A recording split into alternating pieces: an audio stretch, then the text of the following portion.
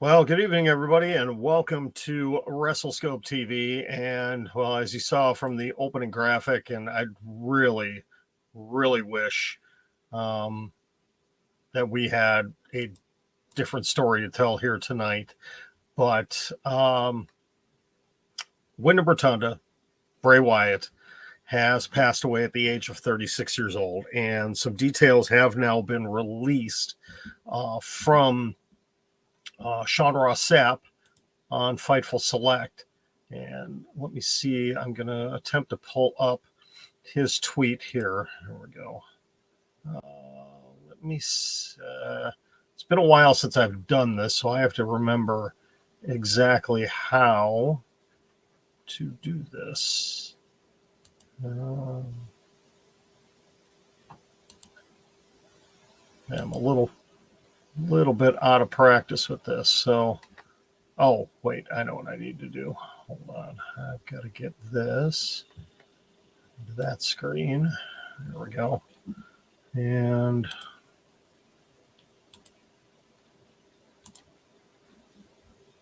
there we go. Here's the tweet right here. And I apologize that there's some... well, actually, you know what? Let's... Hold on. Let's not show that one right now. We'll get to that one in just a moment. I want to show the initial tweet that came out earlier today from Triple H, his official account on Twitter, where the news broke. Again, we're all just really just kind of in a state of shock right now. Over the news, it's been a few hours, and I'm still just an incredible shock over what happened. Here we go. So Triple H just received a call from WWE Hall of Famer Mike Rotunda, who informed us of the tragic news that our WWE family member for life, Windham Rotunda, also known as Bray Wyatt, unexpectedly passed earlier today. Our thoughts are with his family, and we ask that everyone respect their privacy at this time.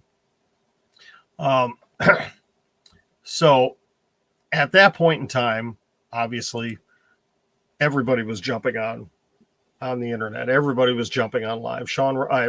I first learned about it from Sean Ross Sapp at Fightful Select going live. Then everybody was gone. Tom Collahue, Luke Owen from Wrestle Talk. I'm sure the guys from Cultaholic went live. Ango, just anybody else that you know and you follow was probably live. And I went live from my car. And it was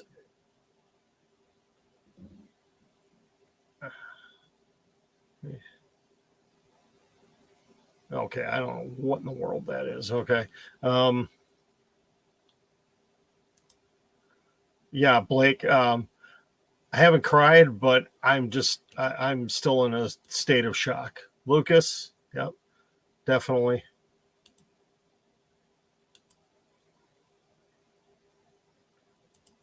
Yeah, I forget who it was that tweeted it earlier. One half of the Wyatt family is back together again. Just absolutely stunning. I thought it was going to be a while before we heard details of what truly happened. There have been the reports about his health. Again, I'm going to name drop Sean Ross Sapp here because he's really been kind of in the middle of everything. He has been in the know of things, but was asked not to say anything, and he was respecting it. Say what you will. I know there are people out there that don't like SRS. There are certain things about him, but when it comes to protecting sources, protecting news, not releasing things that people don't want released, he's very good about that. He's the top-notch guy with that. And he has held on to information for the longest time about what the health issue with Bray Wyatt had been. It's been a mystery for months. And it sounded like there was multiple reports that creative was being planned for him to come back in September, that things were getting better. He was looking good. He was going to come back. And then all of a sudden, this news today, and now I can show you this one. This is the tweet from Sean Ross Sapp earlier. And I apologize that I still haven't quite figured out how to just scroll in on screen here. But I was given permission to reveal that earlier this year, Windham Rotunda, Bray Wyatt, got COVID that exacerbated a heart issue. There was a lot of positive progress towards the return and his recovery. Unfortunately, he suffered a heart attack today and passed away. Now, I do like this here, though. I encourage those reading to respect the family's privacy, if at all possible, but his loved ones wanted some details clarified. So that came from somebody within the Rotunda family. It wasn't Sean speculating. It wasn't him running off with a story that he didn't need to. He was given permission by whomever it was within the Rotunda family, whether it was Mike, whether it was Bo Dallas, JoJo, whoever, it doesn't matter who it was. So now we know that it was a heart attack. And he obviously had some heart issues that weren't public. And do they really need to be? No. I mean, though professional wrestlers are performers and they're in the public eye, they still have private lives. They have family lives. He was married. He's married. He has children. He's got a brother. He's got family. He's got friends, people that are close to him. So this is absolutely tragic news. Coming on the heels of the announcement about Terry Funk, who had been in not the greatest of health over the last year. That one, as terrible as it is, him being a legend and a Hall of Famer, you kind of expect that one to come.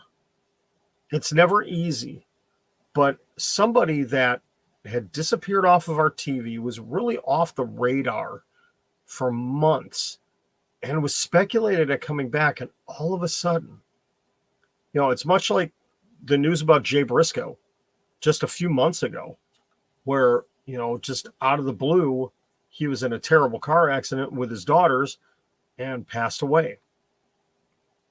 Tragic news. It was like when we heard about John Huber, Brody Lee. He had been sick for a while. Everybody had kept it quiet. And then he passed away.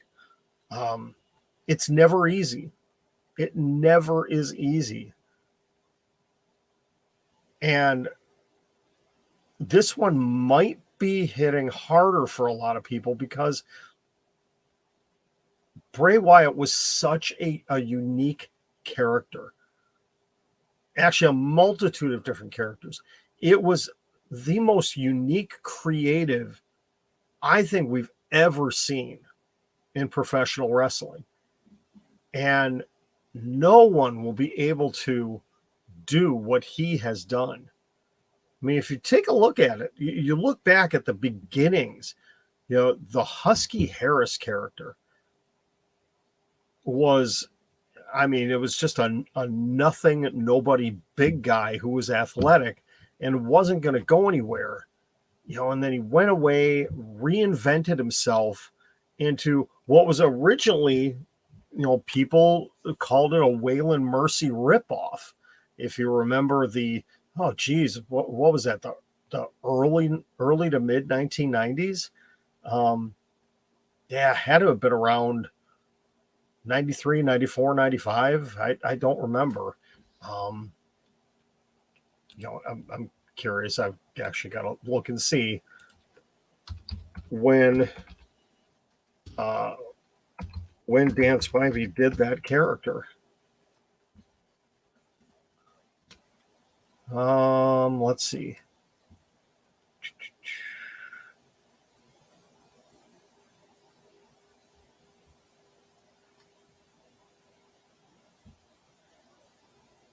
1995. Yep, 1995. So I was right. I was about right where I was. But, a lot of people originally said it was a Waylon Mercy ripoff. And it it was inspired. Bray Wyatt was inspired by the Waylon Mercy character, but it wasn't a direct ripoff of it. And, then, he became the Eater of Worlds. Then he got the Wyatt family together. They disappeared. Then he came back with the Fiend, and the Firefly Funhouse. And then he disappeared again and came back with, the new Bray Wyatt. And I think there were really some amazing things that we were going to see out of that character. But then all of a sudden, these health issues came up. And we never really found out what was going to happen with his character. And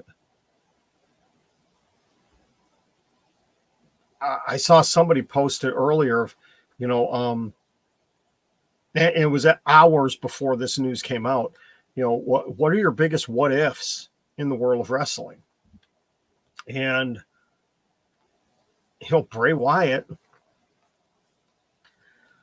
that's gotta go high up on the list now of, what could have been with this man and with this character and what he was able to do in the ring and the things that he was able to really revolutionize. I'd forgotten about his release too. He was one of those shocking releases from WWE.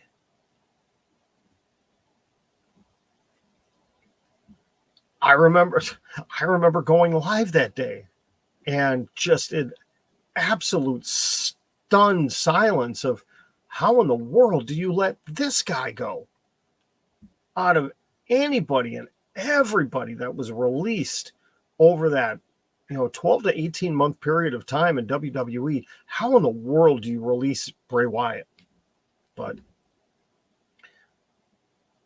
we're never now going to know what was going to happen.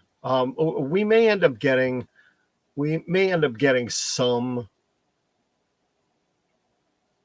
details leaked by somebody within WWE creative that could tell us, okay, here are the plans of what was going to happen.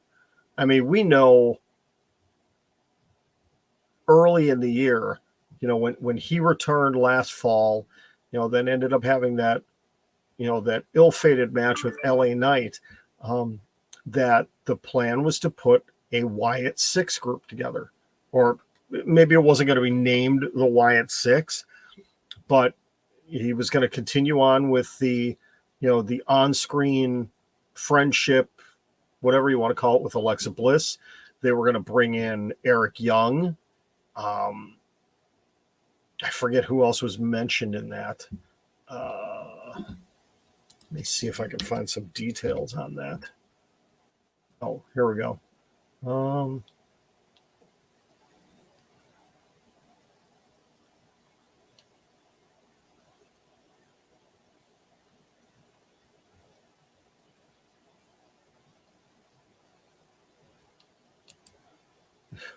Yeah, it's interesting. I'm just looking at some of the speculation that some people put out, and it's actually kind of hilarious. This is interesting. They had Vincent, who was part of the Honor No More stable, part of Ring of Honor. They had him listed as potentially coming in as a name. That never ended up happening. Obviously, Alexa Bliss, Joe Gacy, which I don't know if that would have been a good fit. I really don't know if that would have been a good fit. And Also, Grayson Waller, which would have been really, I don't know. It's a lot of woulda, coulda, shoulda. And, obviously, Bo Dallas. Duh, Bo Dallas. Sorry, his brother. Um, that's another curious one. Many believe, I don't know if it was ever confirmed, that Bo Dallas was actually the one that was playing Uncle Howdy. We're not 100% sure if it was actually him or not, but will he ever return to wrestling now? And maybe that's not an appropriate question for right now, considering everything that's going on.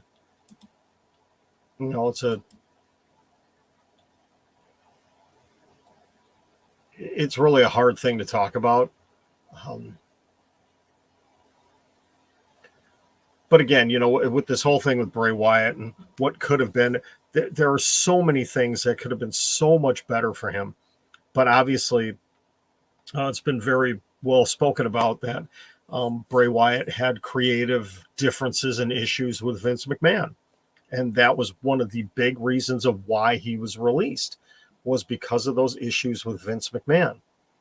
And I think had the opportunity really come up for him to return healthy and do it under Triple H, the sky was the limit for him. It really was. Out of any character in the last 10 years, honestly have to say this one, for WWE fans, this one has got to be the hardest one to take. It's not to take anything away from, the likes of a Brody Lee or, a Jay Briscoe, because, they were great in their own rights. But I'm just talking in the WWE hemisphere of things, that this is going to be one of the hardest ones to take, because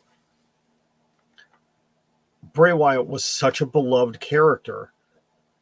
But not just that. I mean, Windham Rotunda, nobody ever had a bad thing to say about this man. He loved professional wrestling. He grew up in it, obviously. He's, he's named after two men that, were huge and pivotal in the world of professional wrestling, Barry Windham and Mike Rotunda. There's the family connections there.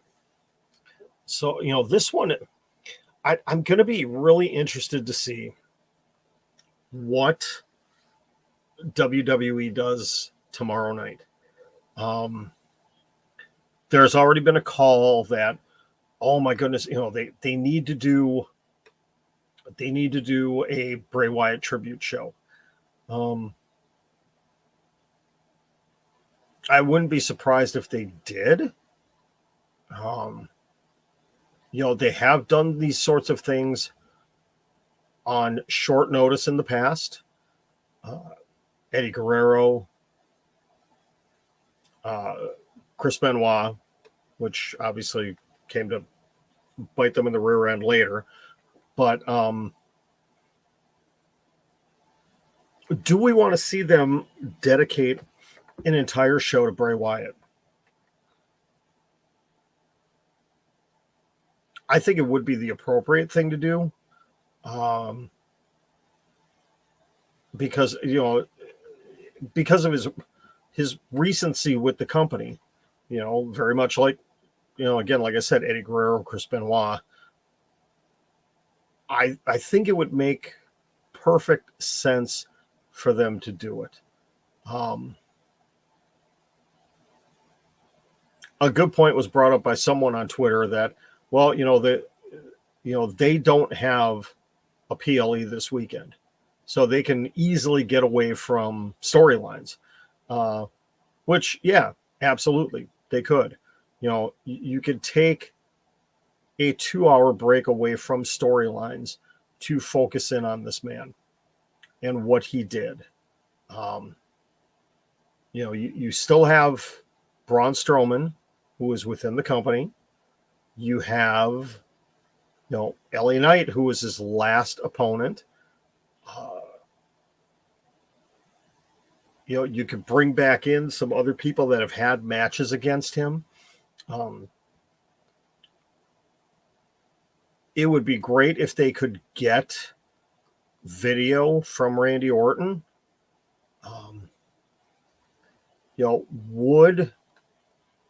I think Tony Khan would be open to it, to say, hey, Matt Hardy, if you want to supply something to WWE for this, you have my blessing.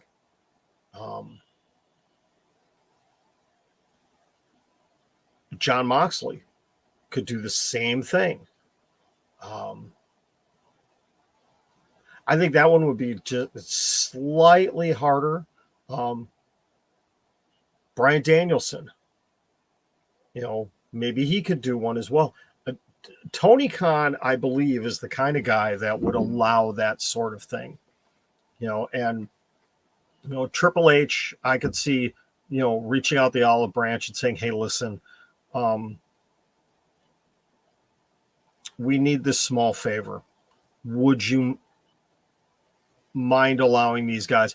And I think it would be a matter of, Triple H picking up the phone, calling Matt Hardy, calling Bryan Danielson, and then those guys going to Tony Khan.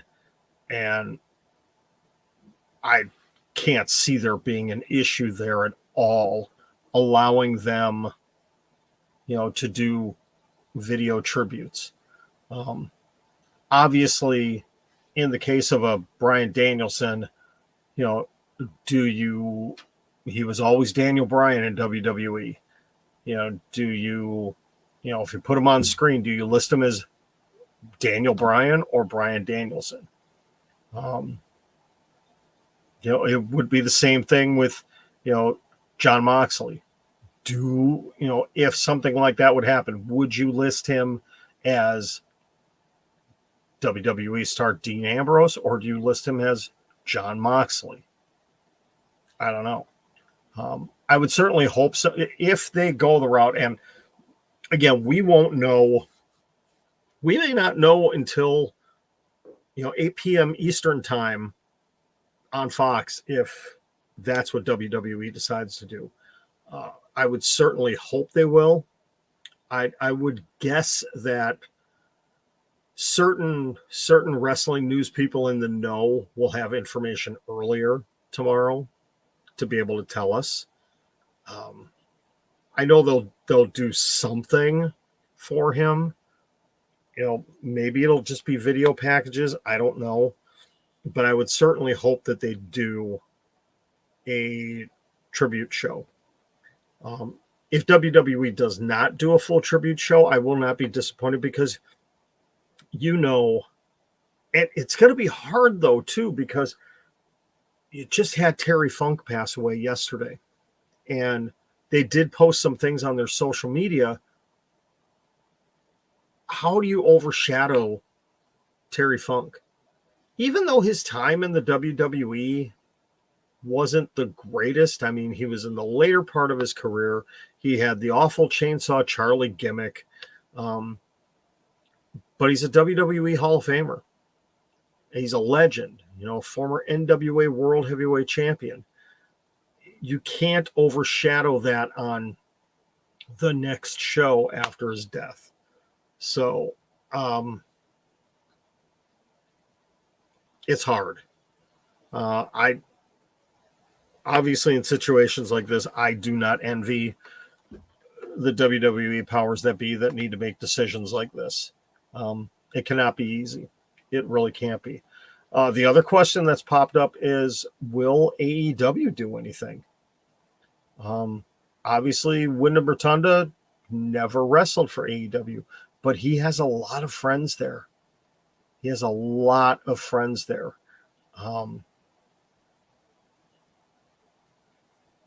it would be very easy for them to do, a graphic or whatever. Some people could say, well, they could do something on Collision. Well, Collision was taped last night. Collision was taped immediately after Dynamite on Wednesday, so talent could travel to London for All In. Could they potentially do something in London at All In? It's possible. I unfortunately will not be watching it live, so I won't know.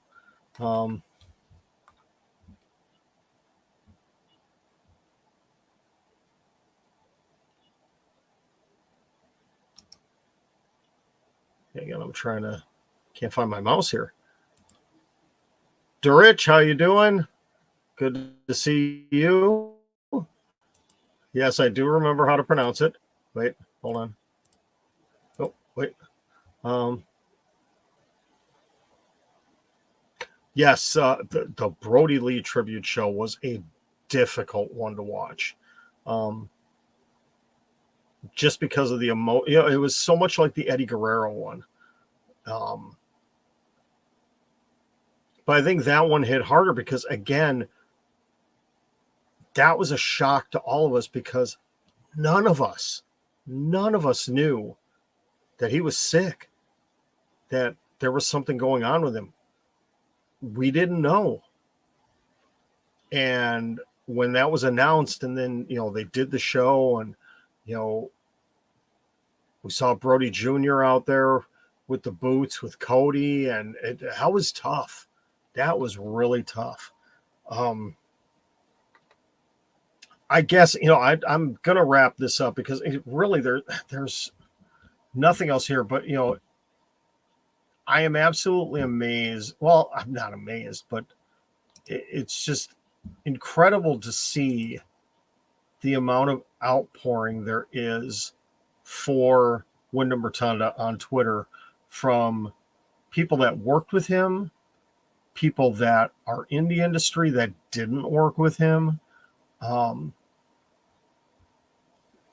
of them are hard to read. Braun Strowman posted just emotional, heartfelt, obviously, on Instagram.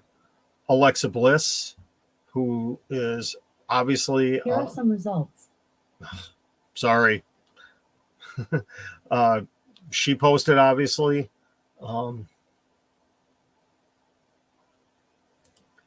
Yeah, everybody's sadly we're all talking about this. It's a shame that a death of a popular wrestler is what got me to come back to do 2 lives tonight. It's a shame. It really is. Yeah. I can't say her first name because my thing will go off here, but yeah, little Miss Bliss's post.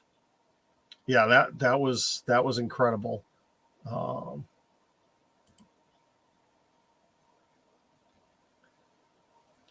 LA Knight posted a tribute post, just a face-to-face of him and Bray Wyatt. Don't need to say anything else there. Absolutely perfect. But yeah, just the amount of talent from all around the world that is posting is just, it's amazing to see. Yeah, you know what? I wasn't planning on doing predictions. And obviously I don't want to talk about other shows and other things going on.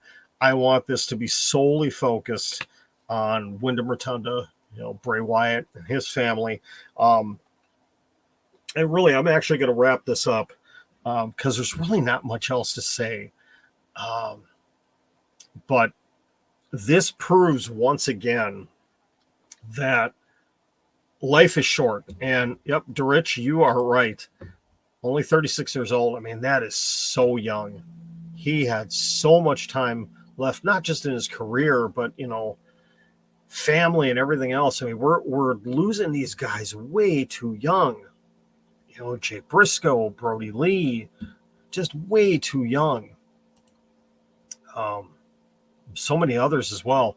But we have to take advantage of every single day that we have. And yes, you are right, Lucas. Life is so precious because you don't know. We don't know when our last day is going to be. We don't know when our loved ones' last days are going to be. Our friends. Yep. Hug your family. Tell your people you love them. That's perfect. Yep. That is right. I'm going to leave that one up there because I really like that one. Yeah. Don't take life for granted because, again, we just don't know. Don't take the people in your life for granted because you don't know when that last day is going to be, when that last phone call, when that last moment, that last text, that last email, whatever it may be. We don't know when that's going to be. So if we can learn anything from this situation, if we can take anything positive out of what is a tragic situation, is live your life to your best.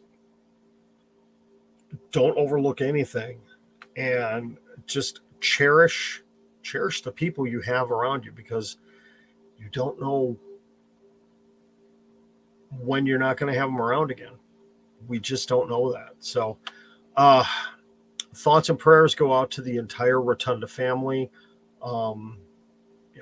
friends, colleagues, anybody that Windham Rotunda touched in his life and his career. As more of the posts and the videos and everything else come out, we're really going to begin to understand even more just how much of an impact that the man, Bray Wyatt, the man, Windham Rotunda, had on the world of professional wrestling.